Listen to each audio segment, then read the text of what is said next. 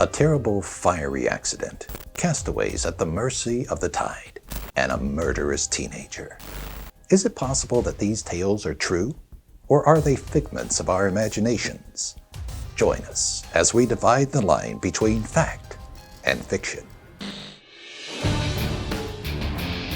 The line that divides the factual from the unreal has long since blurred. The tales we once thought fantastical, now implanted as truth.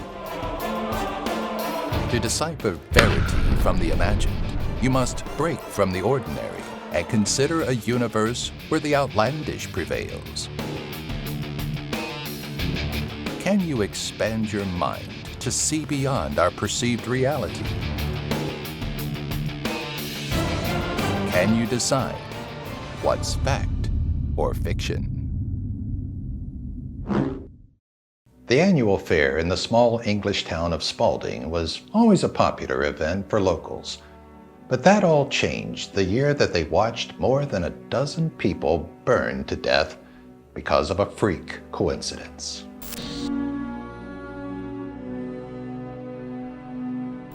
The small town of Spalding in Lincolnshire has always been an uneventful place. With a current population of less than 30,000, this quaint English town is proud of its community spirit. This has always been the case. And back in the 1930s, the yearly local fair to raise money for the local hospital was a very popular event that the entire town would always look forward to. That is, until the terrible accident of 1931. It was July 11th, and as always, a huge crowd had gathered for the annual festivities.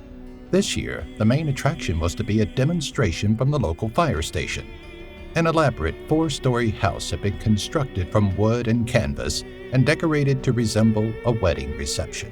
The plan was for 2 firefighters to dress as the bride and groom, and to have other firefighters and young boys from the local naval cadets act as the guests.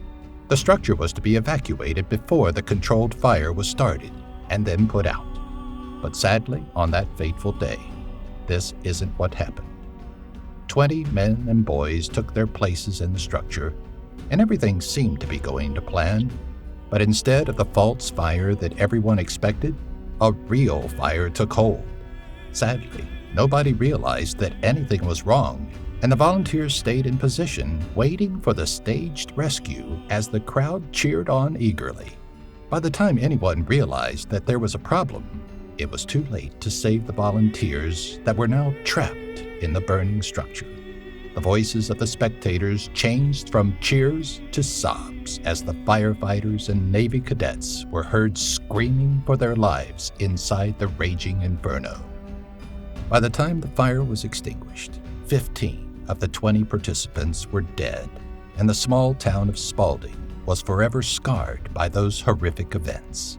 To this day, nobody knows how the mysterious fire took hold. Doesn't it seem like too much of a coincidence for a real fire to take hold at the same exact time that a staged fire was due to happen? And how come a true cause of the fire was never found? Surely, with how many spectators that were there, someone would have had to see something. Then again, maybe this tale is just one of our own little creations. We'll tell you everything at the reveal. But for now, let us know what you think in the comments section and by voting using the on-screen poll. Up next is a story of a horrifying ordeal endured by a young Canadian girl who found herself at the mercy of the deep blue sea.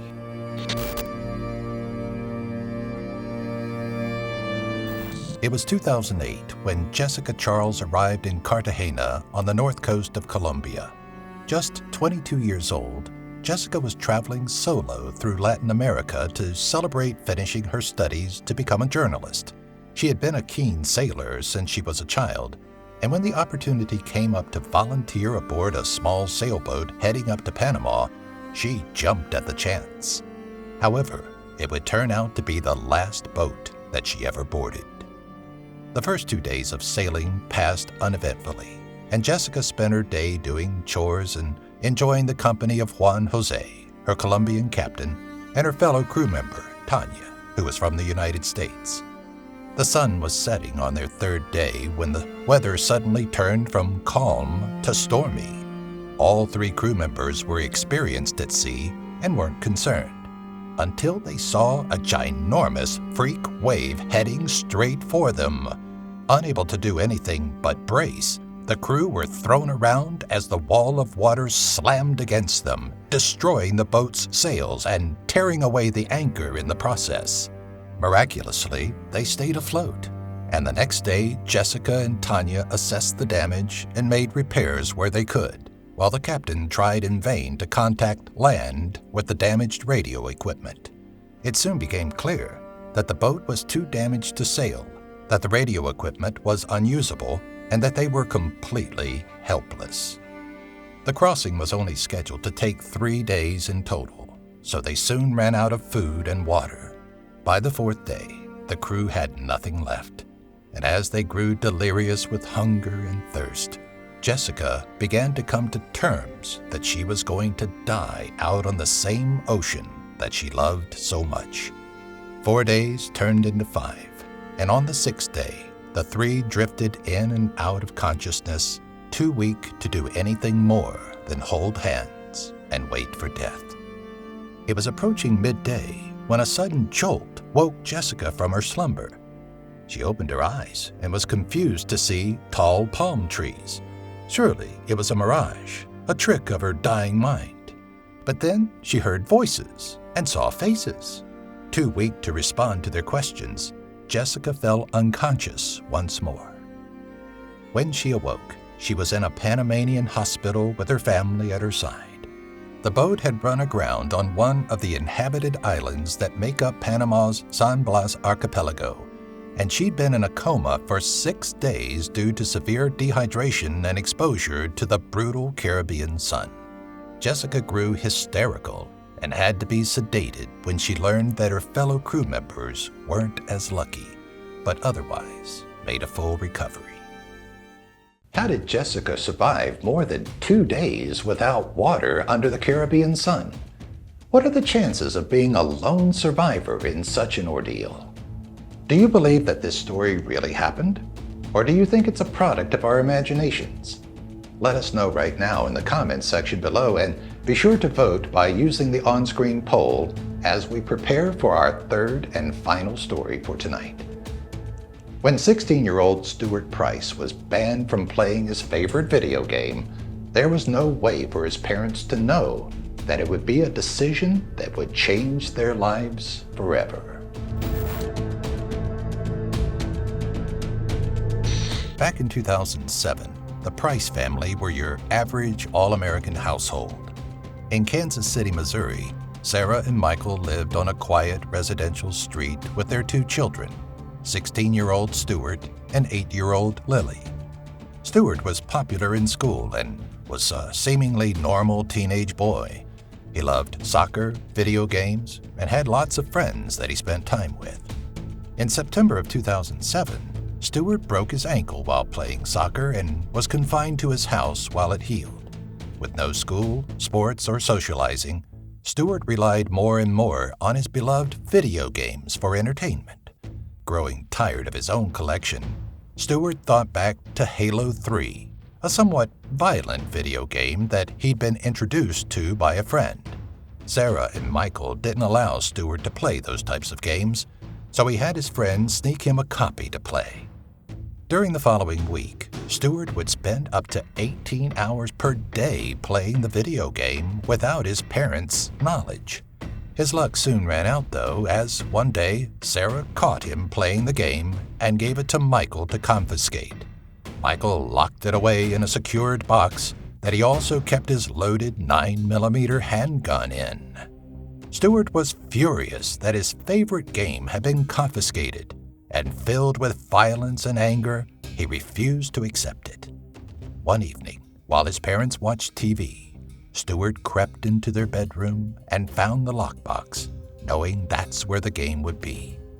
And that's when another idea came to Stuart. He headed downstairs and into the den where his parents were. Entering the room, he told his parents that he had a surprise for them and told them to close their eyes. As soon as they did, he pulled the trigger and shot both of them at point-blank range, his mom dying instantly while he left his dad bleeding on the floor. He then placed the gun into his father's hand to make it look like a murder-suicide before driving off in the family car with Halo 3 in the passenger seat. Everyone knows the cliche that violent video games turn teenagers into soulless killers. But did this particular case actually happen? Could Halo 3 really have turned a normal, happy boy into a cold, heartless murderer? Then again, we once more could just be throwing you for a loop. Let us know what you think in the comments section below, and again, remember to vote by using the on-screen poll. Now, let's get to the point that we've all been waiting for, the reveal. Are you ready to find out if you can decipher between fact or fiction? Let's look back at tonight's 3 stories and find out which were born from reality and which were fabrications of the imagination. First, we'll head back to that quaint little village in England to the setting of the fiery death of 15 innocent souls. Did the fake fire actually turn out to be real? We'll never know where the fire originated from, but we do know that this terrible tragedy actually did happen. In 1929 in Gillingham, England, 13 people died in the fire, while another 2 died at the hospital.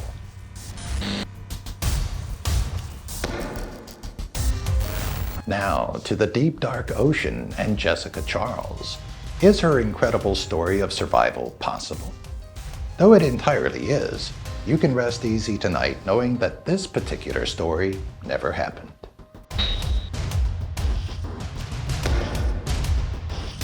Finally, let's talk about the shocking case of Stuart Price, who allegedly murdered his mother and left his father to die. Could a teenage boy really be so brainwashed by a video game? Well, yes, though a few facts from our story differ from the real one. Daniel Petrick of Wellington, Ohio was sentenced to life imprisonment for the murder of his mother, Susan, and the attempted murder of his father, Mark, over the video game Halo 3, though he was on bed rest for a skiing accident and not soccer. He remains in prison to this day and won't be eligible for parole until October of 2030.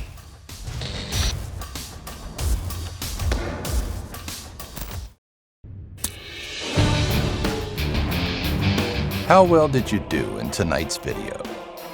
Did you look past the deception of our world and define the off-blurred line that struggles to separate lies from the truth?